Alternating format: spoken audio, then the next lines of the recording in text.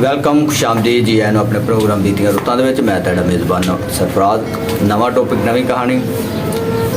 ਅੱਜ ਦੀ ਕਹਾਣੀ ਹੈ ਭਈ ਬਾਰਿਸ਼ ਹੋ ਰਹੀ ਸੀ ਤੇ ਇੱਕ ਮਲੰਗ ਜਿਹੜਾ ਨਾ ਉਹ ਬਾਰਿਸ਼ ਦੇ ਵਿੱਚ ਭਿੱਜਦਾ ਹੋਇਆ ਜਾ ਰਿਹਾ ਸੀ। ਬਾਰਿਸ਼ ਦਾ ਜਾਂ ਮੌਸਮ ਦਾ ਮਜ਼ਾ ਲੈਂਦਾ ਹੋਇਆ ਜਾ ਰਿਹਾ ਸੀ ਤੇ ਦੇਖਦਾ ਕਿ ਹਲਵਾਈ ਦੀ ਦੁਕਾਨ ਤੇ ਨਾ ਜਲੇਬੀਆਂ ਹਲਵਾਈ ਕੱਢ ਰਿਹਾ ਹੁੰਦਾ ਹੈ ਤੇ ਉਹਦੇ ਕੋਲ ਜਾ ਕੇ ਨਾ ਖੜਾ ਹੋ ਜਾਂਦਾ ਹੈ। ਜਿਸ ਟਾਈਮ ਖੜਾ ਹੋ ਜਾਂਦਾ ਤੇ ਉਹ ਵਹਿੰਦਾ ਰਹਿੰਦਾ ਉਹਦੇ ਹੱਲ।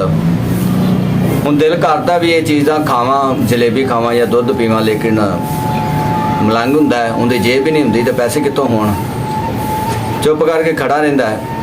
ਉੱਥੇ ਹੱਥ ਵਗੈਰਾ ਸੇਕਣ ਲੱਗ ਪੈਂਦਾ, ਜਿਹੜੀ ਭੱਠੀ ਤੋਂ ਉਹਨੇ ਅੱਗ ਵਗੈਰਾ ਬਾਲੀ ਹੁੰਦੀ ਹੈ ਤੇ ਚੁੱਪ ਕਰਕੇ ਨਾ ਅੱਗ ਸੇਕ ਕੇ ਨਾ ਤੇ ਟੁਰਨ ਲੱਗਦਾ ਹੀ ਹੈ। ਤੇ ਉਧਰੋਂ ਹਲਵਾਈ ਜਿਹੜਾ ਹੁੰਦਾ ਨਾ ਉਹ ਨੇਕ ਦਿਲ ਹੁੰਦਾ ਹੈ, ਉਹਨੂੰ ਆਵਾਜ਼ ਦੇ ਕੇ ਨਾ ਤੇ ਇੱਕ ਪਿਆਲੇ 'ਚ ਦੁੱਧ ਪਾ ਦਿੰਦਾ ਗਰਮਾ ਗਰਮ ਤੇ ਜਲੇਬ ਨਾਲ ਉਹਨੂੰ ਦੇ ਦਿੰਦਾ ਤੇ ਉਹ ਖਾ ਕੇ ਤੇ ਰੱਬ ਦਾ ਸ਼ੁਕਰ ਕਰਕੇ ਨਾ ਤੇ ਟੁਰ ਪੈਂਦਾ ਤੇ ਟੁਰਦਾ ਟੁਰਦਾ ਪਾਣੀ ਹੁੰਦਾ ਤੇ ਪਾਣੀ ਦੇ ਵਿੱਚ ਨਾ ਬੜੇ ਜ਼ੋਰ ਦੀ ਲੱਤ ਮਾਰਦਾ ਹੈ ਵੀ ਆਪਣੀ ਮਸਤੀ 'ਚ ਜਾ ਰਿਹਾ ਹੁੰਦਾ ਤੇ ਜਿਸ ਟਾਈਮ ਪਾਣੀ 'ਚ ਲੱਤ ਮਾਰਦਾ ਨੇ ਤੇ ਉਹ ਪਾਣੀ ਜ਼ਾਰੀ ਗਾਲ ਉਛਲਦਾ ਤੇ ਦੋ ਆ ਰਹੇ ਹੁੰਦੇ ਨੇ ਲੋਕ, ਉਹ ਆਪਸ 'ਚ ਇੱਕ ਦੂਜੇ ਨੂੰ ਚਾਹਣ ਵਾਲੇ ਹੁੰਦੇ ਨੇ।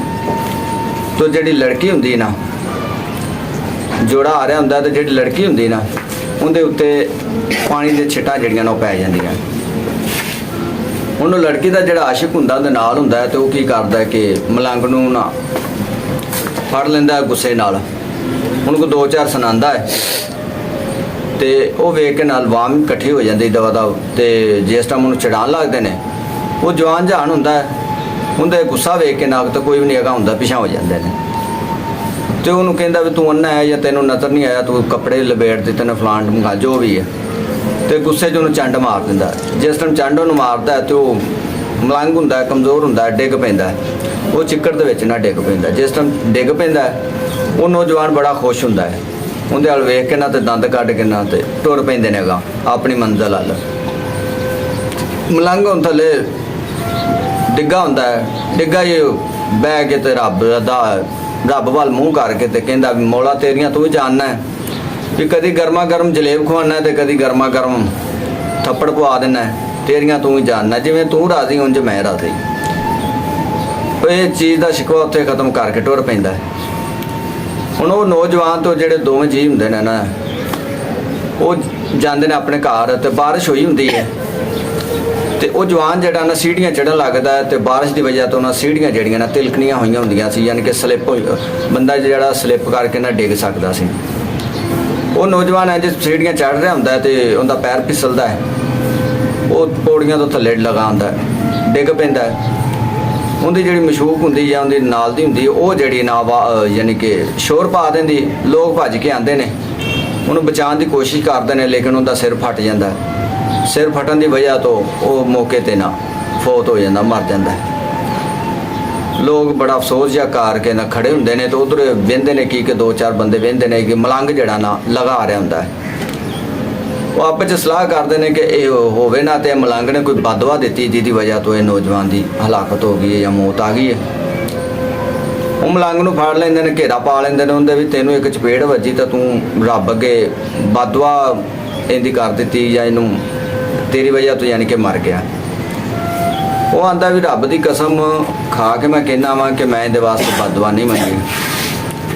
ਉਹਨੇ ਆ ਤੂੰ ਇੰਝ ਹੀ ਕੀਤਾ ਹੈ, ਤੂੰ ਹੋਰ ਕੀ ਕੀਤਾ, ਤੂੰ ਇਹਦਾ ਯਾਨੀ ਕਿ ਕਾਤਲ ਹੈ।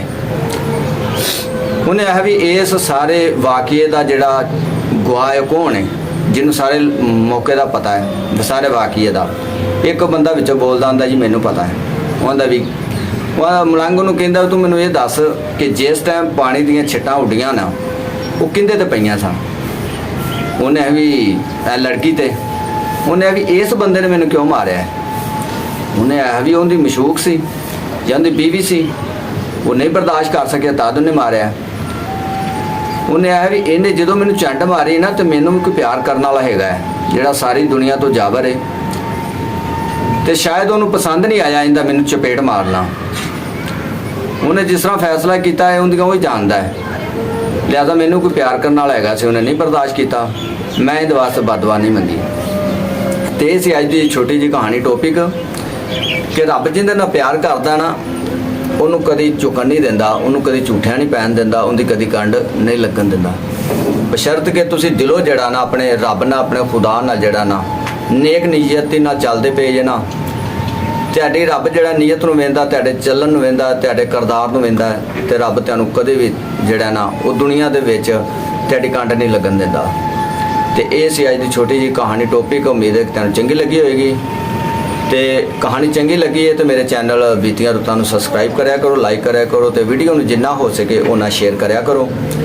ਤੇ ਰਹੀ ਜ਼ਿੰਦਗੀ ਤੇ ਅਗਲੀ ਵੀਡੀਓ ਵਿੱਚ ਫਿਰ ਤੁਹਾਡੇ ਨਾਲ ਮੁਲਾਕਾਤ ਹੋਏਗੀ। ਤਦ ਵਾਸਤੇ ਮੈਨੂੰ ਦਿਓ ਇਜਾਜ਼ਤ। ਅੱਲਾ ਨਿਗਹਿਬਾਨ। ਪਾਕਿਸਤਾਨ ਜ਼ਿੰਦਾਬਾਦ, ਪਾਕ ਫੌਜ ਜ਼ਿੰਦਾਬਾਦ।